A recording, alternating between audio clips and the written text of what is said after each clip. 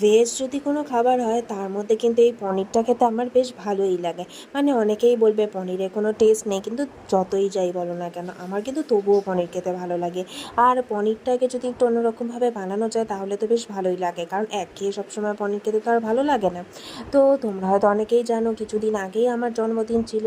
তো সেই জন্মদিনের দিন কিন্তু মা এই পনিরের রেসিপিটা বানিয়েছিল। আর আমার কিন্তু সত্যি কথা বলতে বেশ ভালো লেগেছে খেতে।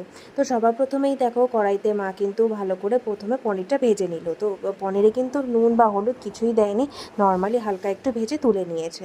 তারপরে সেই তেলেই একটু জিরে আর তেজপাতা ফোড়ন দিয়ে যে আলুগুলো ছিল সে আলুগুলো দিয়ে দিতে হবে।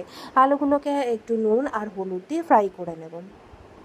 আর এদিকে কিন্তু আমরা একটা মশলা বানিয়ে নিয়েছি, যেই মশলাটার মধ্যে প্রথমে আমরা আদা কাঁচা লঙ্কা এগুলো একটু পেস্ট করে নিয়েছিলাম, আর সাথে কিন্তু আমরা জিরেও দিয়েছিলাম।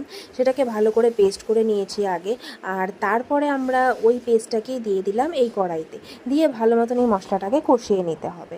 আর সাথে কিন্তু আমরা আরও একটা পেস্ট করেছিলাম, যেটার মধ্যে কিন্তু আমরা দিয়েছিলাম টক দই, আর সাথে ছিল একটু কাজু বাদাম আর পোস্ত।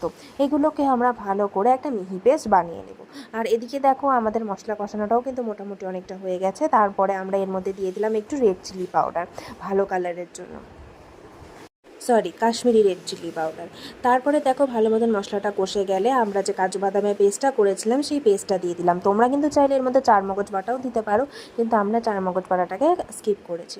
দিয়ে ভালো মতন এটাকে একটু কষিয়ে নেব, কষিয়ে দিয়ে দেবো এর মধ্যে টমেটো, দিয়ে ভালো মতো নাড়িয়ে চাড়িয়ে নিয়ে আমরা খুব সামান্য পরিমাণে এখানে ওই 2-3 দানার মতো চিনি দিয়েছি।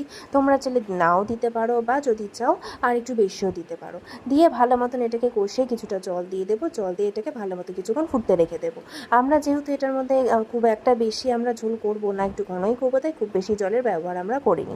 তারপরে ওপর দিয়ে একটু গরম মশলা গুঁড়ো আর একটু ঘি ছড়িয়ে দিলেই কিন্তু আমাদের এই পনিরের রেসিপিটা রেডি হয়ে গেল। তোমরা জানিও তোমাদের কেমন লাগলো, ভালো লাগলে লাইক কমেন্ট করতে কিন্তু একদম ভুলো না।